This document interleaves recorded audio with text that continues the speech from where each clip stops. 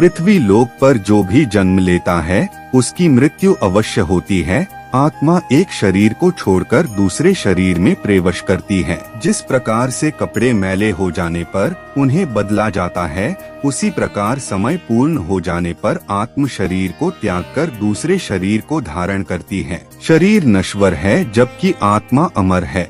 इसी तरह से एक जन्म से दूसरा जन्म का चक्र चलता रहता है। कई लोगों को पूर्व जन्म से जुड़ी बातों पर विश्वास नहीं होता है, परंतु कुछ लोग पूर्व जन्म पर विश्वास करते हैं। पूर्व जन्म के विषय में हमारे वेदों व पुराणों में भी कई जगह उल्लेख मिलता है। जब कभी इस तरह की बातों का जिक्र होता है तो हर मनुष्य के मन में यह प्रश्न या जिज्ञासा अवश्य उत्पन्न होती है कि वह पिछले जन्म में क्या था। यदि आप पूर्व जन्म से जुड़े रहस्यों के बारे में जानना चाहते हैं तो व्यक्ति के लक्षणों व आदतों पर ध्यान देना पड़ता है।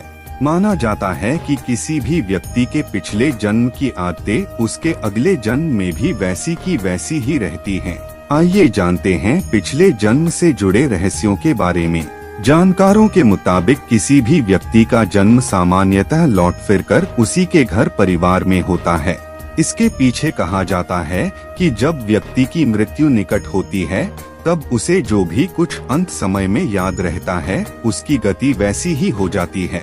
मनुष्य को सबसे अधिक अंत समय में सबसे अधिक अपने प्रियजनों परिवार की चिंता सताती है। ऐसे में वह अगले जन्म में किसी न किसी प्रकार से उसी घर में जन्म ले लेता है।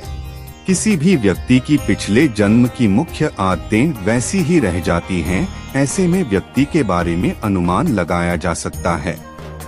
यदि किसी व्यक्ति की मृत्यु के समय कोई इच्छा अधूरी रह गई हो तो उसका जन्म अधूरी इच्छा को पूर्ण करने के लिए होता है।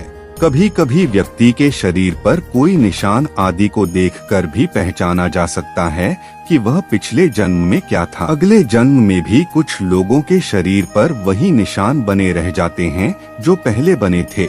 इसी तरह से देखने में आता है कि कुछ लोग बचपन से ही भगवान की भक्ति में लीन रहते हैं या बहुत ही कम आयु में ही कठिन से कठिन मंत्रोच्चार भी आसानी से कर लेते हैं। दरअसल माना जाता है कि यह सब उनके पिछले जन्म के लक्षण व निशानी होते हैं। इसी तरह से कुछ लोगों में जीव जंतुओं की आदतें भी देखने को मिलती हैं। उदाहरण के तौर पर जैसे कोई व्यक्ति अपनी गर्दन को ऊंट की भांति बहुत ऊंचा उठाकर चलता हो। कई बार कुछ लोगों को पूर्व जन्म के कारण समस्याएं भी होने लगती हैं।